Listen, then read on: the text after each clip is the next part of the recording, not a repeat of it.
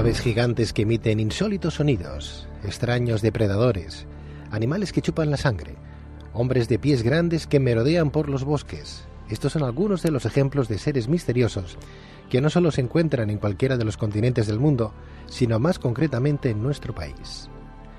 En España, desde la década de los años 60, ha ido aumentando el número de testimonios de aquellas personas que aseguran haber visto alguna de esas desconocidas criaturas. ¿Cómo podemos explicar que un animal pierda toda su sangre sin que aparentemente tenga un rasguño? ¿Cómo es posible que encontremos huellas de unos 40 centímetros en algunos bosques, así como pisadas en el barro o en la nieve? ¿Hay alguna posibilidad de que existan aves gigantes que midan más de 4 metros en localidades como Las Palmas de Gran Canaria o en la ciudad de Barcelona? Esta noche en Luces en la Oscuridad queremos analizar el mito y la leyenda que rodea a ciertas criaturas misteriosas y que mantiene intrigados a todos los investigadores desde hace casi 50 años. Porque, ¿qué hay de cierto en lo referente a la verdadera existencia de estos animales? ¿Existen realmente o tan solo han sido creación de la imaginación humana?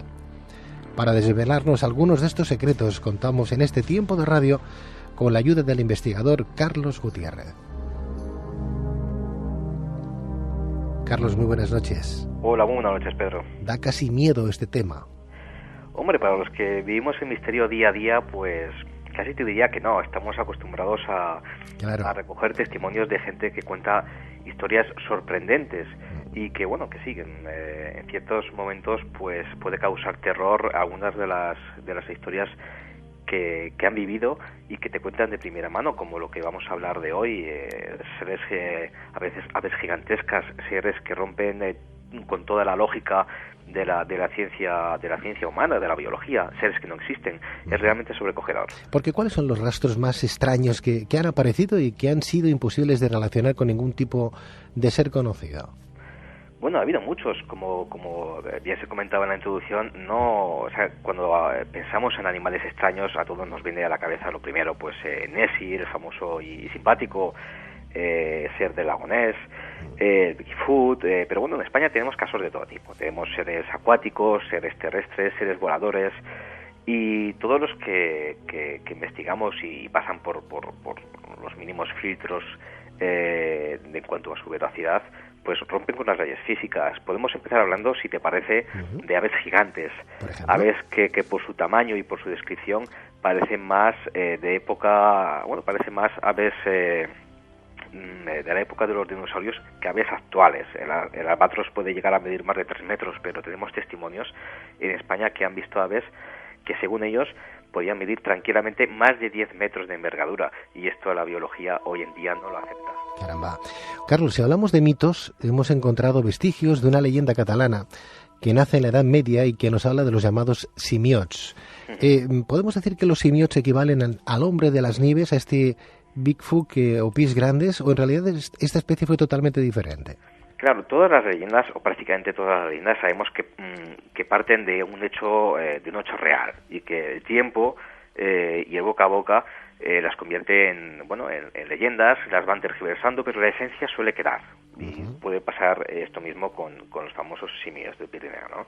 Evidentemente, estos seres no se están viendo solamente desde hace 10 años, 20, 60 años, sino mucho antes. Lo que ocurre es que los investigadores, lógicamente, los empezamos a recoger pues en las últimas décadas. Pero personajes, por llamarlo de alguna manera, como el simiot o el pies grandes, el nombre es lo de menos. El caso es que, hablando de estos sucesos en concreto, tenemos demasiados casos, no solo de huellas, sino de personas que han visto pues esos seres muy parecidos en cuanto a su descripción con el Bigfoot americano, pero aquí en España, en el Pirineo, tanto... Carlos, perdóname, porque hay leyendas que dicen que estos simiots entraban de noche en los pueblos vecinos, raptando a los niños pequeños, y tan pronto como los cuerpos de los santos fueron transportados al lugar, cesaron las calamidades y se interrumpieron los ataques vandálicos de estos seres peludos, ¿no? O sea, esto tiene visos de ser más leyenda que no una realidad. Claro, esto parece una ampliación de un hecho real que pudo ser pues el avistamiento de estos seres, y la leyenda sí que pudo, y tiene toda la pinta de que añadió estos hechos folclóricos a un hecho real, que es simplemente pues el haber visto unos seres extraños que no conocían, y la leyenda pues ha ido alimentando todas estas historias. Pero evidentemente detrás de una leyenda casi siempre tenemos un hecho verídico. Y perdóname, porque dentro de España, Canarias es uno de los lugares donde más casos de criptozoología se han dado a lo largo de la historia. De hecho, muchos vecinos de estas islas cuentan cómo seres extraños de grandes dimensiones han sobrevolado el cielo e incluso han estado suspendidos en árboles. En el 2003, un nuevo caso se dio en el Carrizal, creo que es, en la isla de Gran Canaria. ¿Qué fue lo que ocurrió? Cuéntanos, porque antes hacías mención a estos pájaros tan grandotes. Cuéntanos, ¿cómo son este tipo de animales que los vecinos de las Islas Afortunadas describen con mayor detalle y más lujo? Sí, este caso casi traspasa los límites de la criptozoología, por razones que ahora vamos a ver.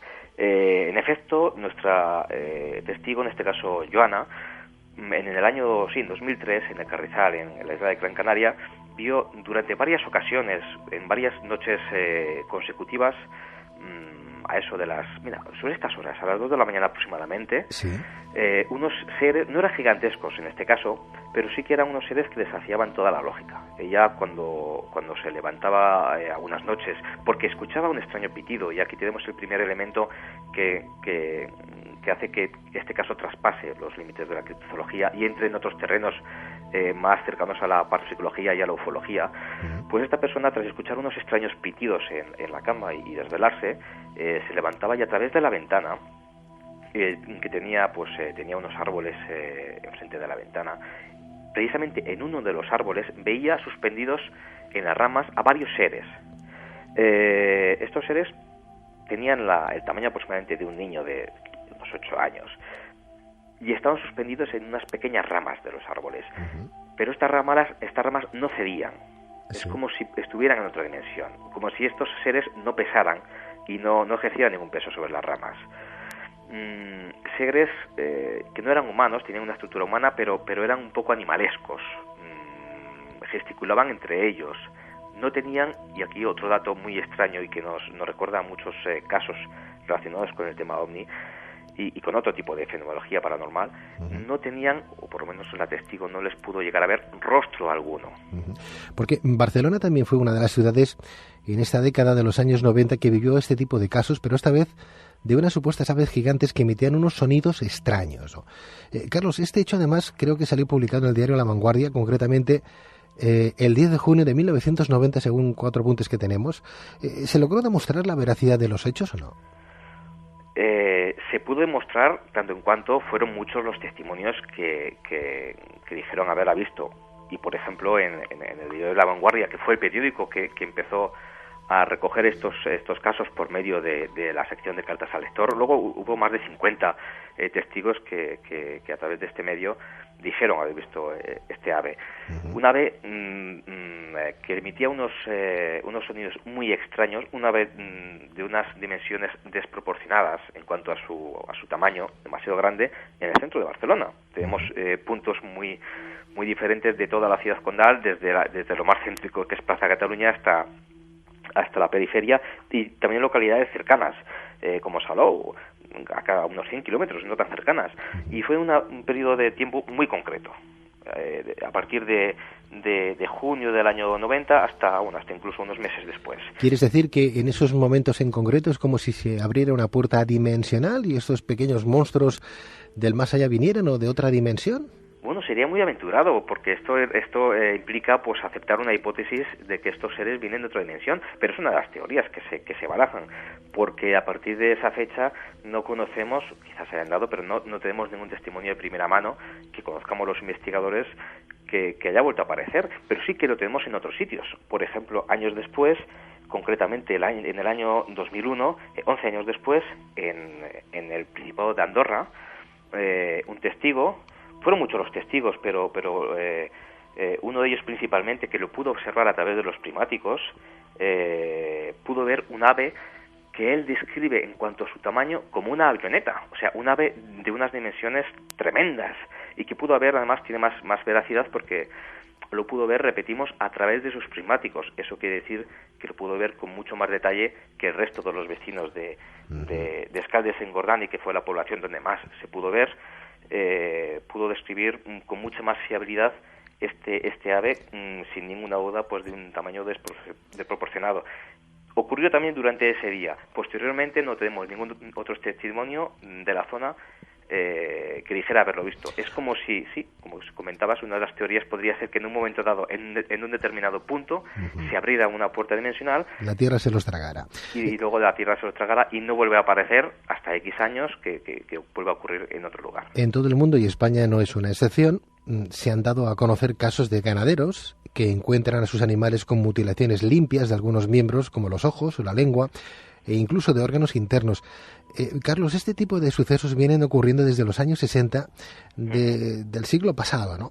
Sí. ¿Qué explicación podemos encontrar a estos hechos? Porque más de un ganadero pensará, bueno, ¿y qué tipo de bicho es el que le está haciendo esto a mis terneros, por ejemplo, ¿no? Sí, es uno de los temas más complejos y escabrosos de la criptozoología, porque además también traspasa los límites de la misma y entra de lleno de la ufología. Tenemos casos, por supuesto, en todo el mundo. La cosa empezó, como muy bien dices, en los años 60 en Colorado, de mutilaciones de animales, y luego vino el chupacabras. Eran dos temas diferentes. Por un lado, los animales que a los cuales pues se les extraía de manera quirúrgica, silenciosa y normalmente por la noche, y en lugares donde además por esas fechas había avistamientos ovni, se les extraían ciertos órganos. Ya digo, de manera quirúrgica, pues órganos como la lengua, el ano, los ojos y órganos internos también, de una manera que la ciencia en esa época no podía hacerlo, excepto en quirófanos de grandes hospitales. Tremendo. No en un rancho, pues en medio de la nada, por la noche, sin luz, etcétera. Eso tenemos por un lado. Luego tenemos, en el año 95 entró en escena el chupacabras, un extraño ser que fue visto muchas veces y que mediante dos orificios en el cuello chupaba la sangre de las víctimas, normalmente cabras, ovejas, animales de granja, y también por la noche y en silencio acababa con la vida a veces de docenas y docenas de animales a los cuales les extraía toda la sangre. También en lugares donde en esas fechas se estaban viendo ovnis. Luego los investigadores comenzamos a pensar de que las mutilaciones y chupacabras pues podían tener un mismo origen, y es más, hoy en día el tema de mutilaciones y chupacabras se entrelazan y prácticamente los tomamos como un mismo fenómeno. España no es una excepción, y de primera mano, particularmente puedo hablar con muchos ganaderos que se han echado las manos a la cabeza ya no por lo trágico de lo que les ha ocurrido, en algunos casos cientos de animales muertos, con la inevitable pérdida no solamente económica sino sentimental que ello conlleva, sino por lo extraño del suceso. Animales que han sido muertos de una manera muy extrañas, a los cuales se les ha extraído toda la sangre del cuerpo mediante dos pequeños orificios en el cuello, animales que han sufrido estos ataques en paredes cerradas, por los cuales en principio no ha podido entrar ningún predador conocido, como perros asilvestrados, zorros, etcétera. Y también, en algunos de estos casos, en las mismas fechas, hemos tenido avistamientos ovni. Puede tener que ver pues los grandes tentáculos del fenómeno ovni, que parece que están en todos los casos de parapsicología, criptozoología, etcétera, detrás de chupacabras. Pues puede ser. Como decía Einstein, en el mundo tal como yo lo veo, la experiencia más hermosa que tenemos a nuestro alcance es el misterio. Es la emoción fundamental que está en la cuna del verdadero arte y de la verdadera ciencia. El que no la conozca, ya no pueda admirarse y ya no pueda asombrarse y maravillarse, está como muerto y tiene los ojos nublados. Diferentes y a la vez misteriosas criaturas forman parte de un insólito bestiario de lo extraño que en ocasiones se muestra ante los ojos de testigos atónitos.